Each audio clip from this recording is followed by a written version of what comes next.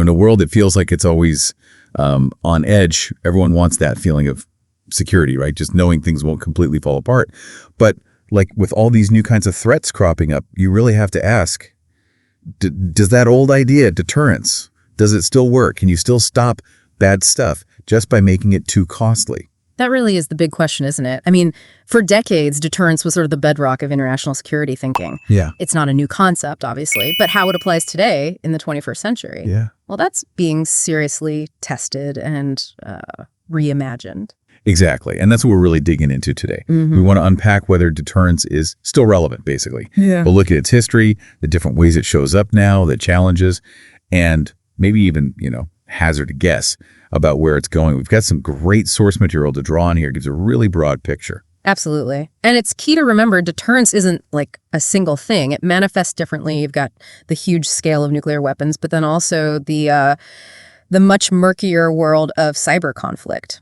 Okay, let's start with the big one then. Nuclear deterrence. That really defined the Cold War, didn't it? This whole concept of mutual assured destruction. MAD. Right, MAD. It was deterrence taken to its absolute extreme. The logic was terrifyingly simple, really. Yeah. No country would launch a first strike because they knew with certainty they'd face a retaliatory strike that would destroy them too. Both sides wiped out, a balance of terror, as they called it. Chilling. And then after the Cold War, there was this real optimism, wasn't there? A feeling like maybe we're past deterrence now. But that didn't quite happen, did it? No, unfortunately not. The end of the Soviet Union didn't mean the end of nuclear weapons. Today, you still got 9 countries with them. 9. Wow. Yeah, and the vast majority are still held by the U.S. and Russia, so that fundamental danger, it's still there. And it's not just the old Cold War players. We're seeing new nuclear worries, right? Okay. Like North Korea pushing ahead with missiles, Iran's nuclear program. Precisely. And then there's China. China's undertaking a really significant modernization of its nuclear arsenal. A key part of that seems to be building up a very credible second strike capability. Second strike, meaning they could absorb a first hit and still retaliate effectively. That's the idea. Okay, so what does that do to the global picture? Well, it complicates things, definitely. A strong second strike capability makes anyone thinking about a first strike think again. Much harder calculation. Right. It reinforces deterrence by guaranteeing that unacceptable cost. So you could argue it might lead to a kind of stability, but it also raises concerns about the overall size and sophistication of their growing arsenal. It's a complex picture. Yeah. And this isn't just theory, is it? I mean, we see nuclear thinking playing out right now. The war in Ukraine feels like a prime example. It really is. Look at how Russia's sort of implicit nuclear threats have shaped the international response. Yeah, you mean like deterring NATO from getting directly involved militarily. Exactly. It shows that nuclear deterrence, even if it's more subtle now, still has real power to influence behavior, even in the middle of a conventional war. It's a sobering thought. It kind of brings us to that insight from Dr. Lawrence Friedman you mentioned. What was it again? He said, as long as nuclear weapons exist, nuclear deterrence will remain relevant, albeit with updated frameworks. Right.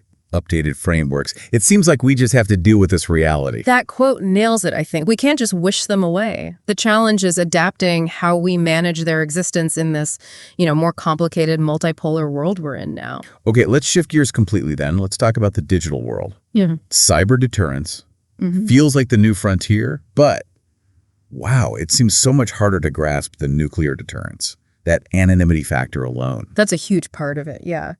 The core problem in cyberspace is often attribution, figuring out definitively who launched the attack. Right. With missiles, you usually know where they came from. Exactly. Online, attackers can cover their tracks much more effectively. It's just murkier. And we've seen some major cyber incidents lately that really drive this home, like SolarWinds back in 2020 hitting U.S. government systems and the Colonial Pipeline hack in 21. Yeah, Colonial Pipeline really showed how vulnerable our critical infrastructure is. Huge wake-up call.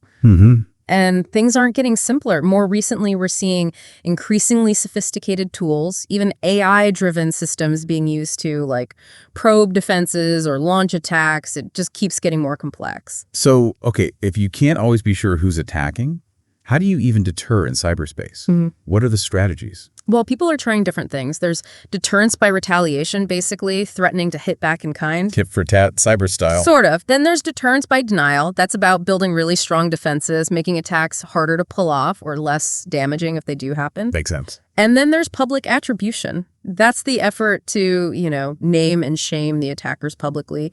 Even if proving it legally is tough, it imposes a kind of reputational cost. But each of those has issues, right? You already mentioned the attribution problem.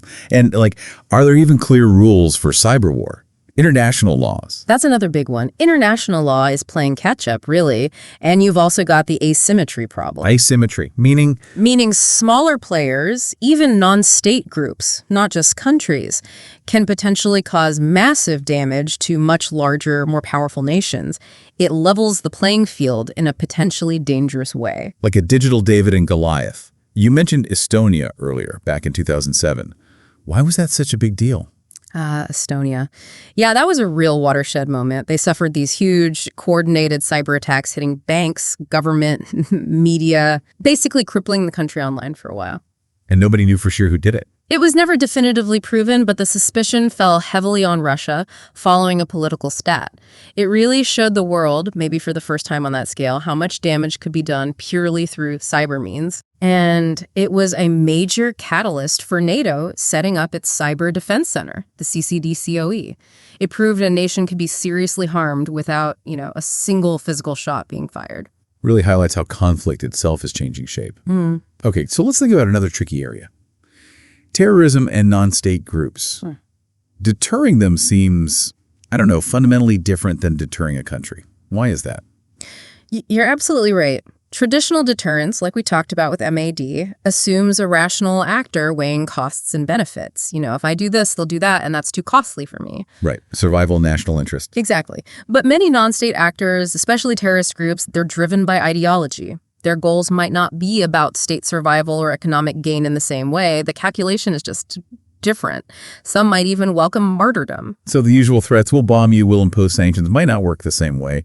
What do states try then? Well, the approaches are varied. Targeted killings of key leaders is one strategy. The aim there is disruption, yes, but also maybe dissuading others from stepping up. Intelligence sharing is crucial, trying to stop plots before they happen. And then there's the really complex, often debated area of narrative control, trying to counter the extremist ideology itself. We saw that targeted killing approach with Osama bin Laden in 2011. That must have sent a message. Oh, it certainly demonstrated capability that a state could reach even highly protected individuals. It was definitely a warning.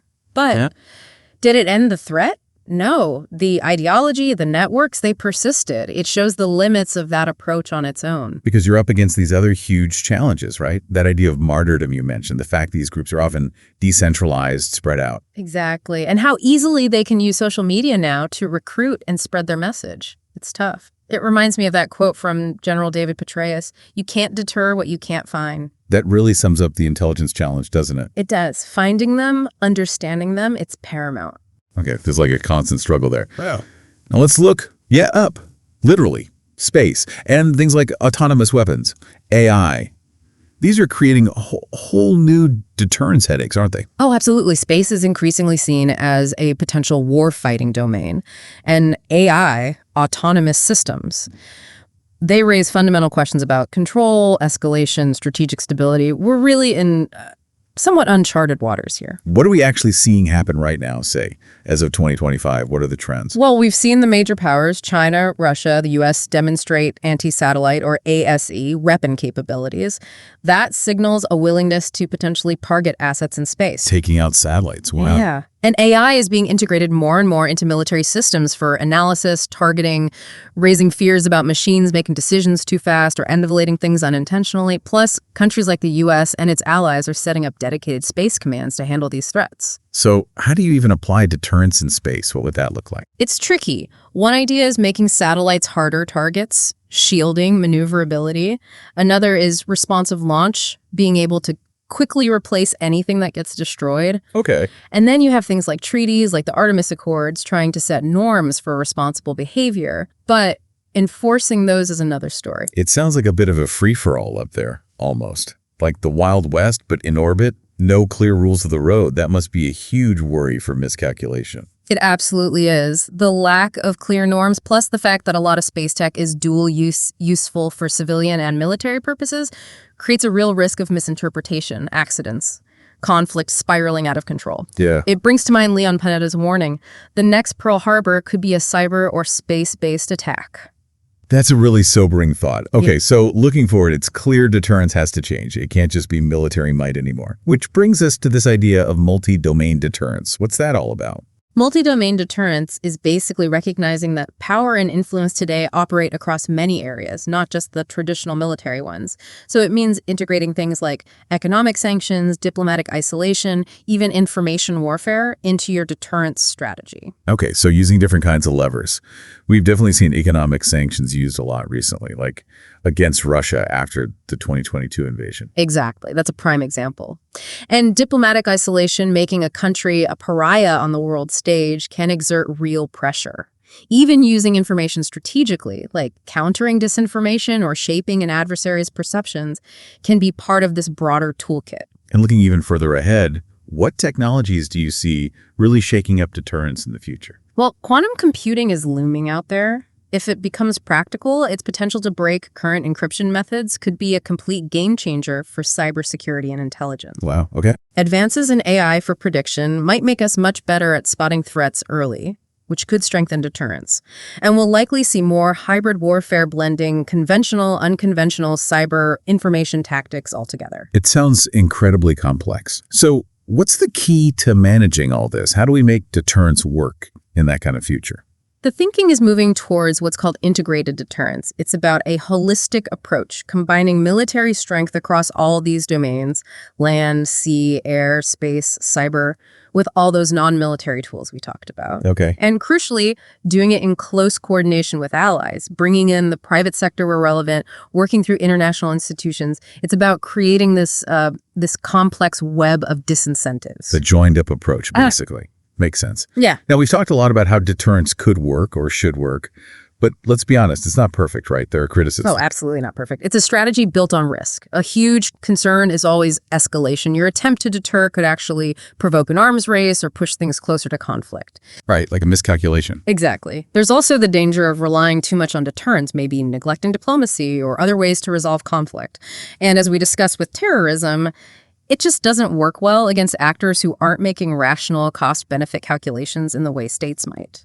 Are there other schools of thought out there that offer different paths to security, ones that don't lean so heavily on deterrence? Sure.